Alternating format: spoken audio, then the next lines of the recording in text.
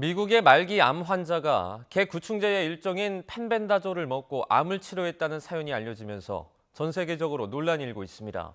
국내에서도 말기암 환자들에겐 마지막 희망처럼 여겨지고 있는데요. 펜벤다졸 품귀 현상까지 벌어지면서 정부가 나서 임상시험을 해달라는 국민청원까지 등장했습니다. 팩트와이에서 사실관계를 따져봤습니다. 홍성욱 기자입니다.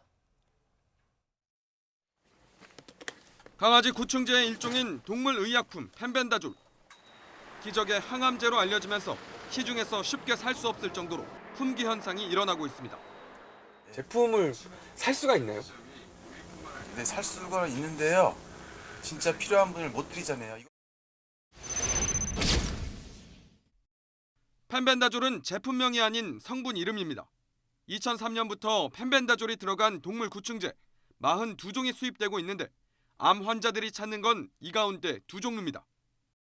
최근 항암제로 사용하면 부작용 우려가 있어 정부가 일부 제품의 수입을 금지했다는 내용이 인터넷과 SNS상에서 돌고 있지만 확인 결과 사실이 아닙니다. 이게 동물의약품으로서의 문제가 있는 건 아니잖아요. 수입 금지를 할 명분이 없는 거죠, 이거. 사람이 먹을 목적이라는 걸 알고 펜벤다졸을 팔면 수의사법 위반이라는 지적도 있지만 현실적으로 암 환자들이 복용하는 걸 막을 방법은 없습니다.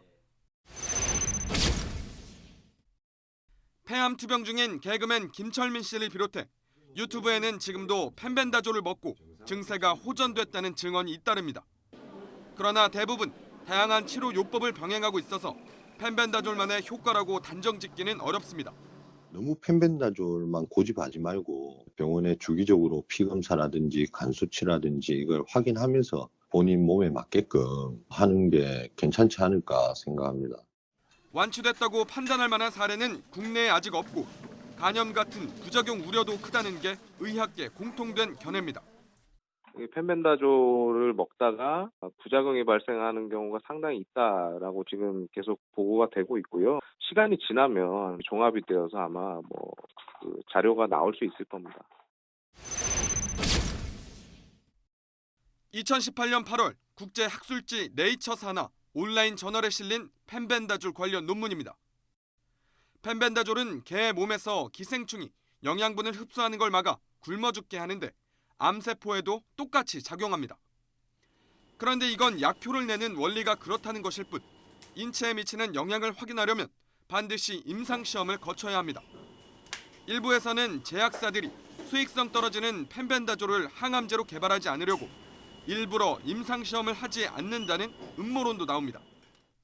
그러나 펜벤다졸이 아닌 사람에게 쓰는 구충제 성분으로 항암제를 만들기 위한 임상시험은 미국, 스웨덴, 이집트의 의료기관 5곳에서 이미 진행되고 있습니다. 펜벤다졸과 원리가 같은 사람용 구충제 성분으로 만든 항암제가 2, 3년 아니면 시판될 거라는 게 전문가들의 전망입니다. 하면 할 수 있는데 굳이 할 이유가 없어. 굳이 할 이유가 없다. 강아지한테만 사용했던 거를 꼭 굳이 빨리 끝나면 2년, 3년 안에도 효과가 보고서 나오는 게 있을 수도 있어요. 그러나 지푸라기라도 잡고 싶은 암 환자들의 간절한 바람에 호응하고 국민 건강을 위협하는 부작용 가능성에도 대응하기 위해 보건당국이 더 적극적으로 펜벤다졸 논란을 검증해야 한다는 지적이 나옵니다. YTN 홍석욱입니다. 알겠습니다.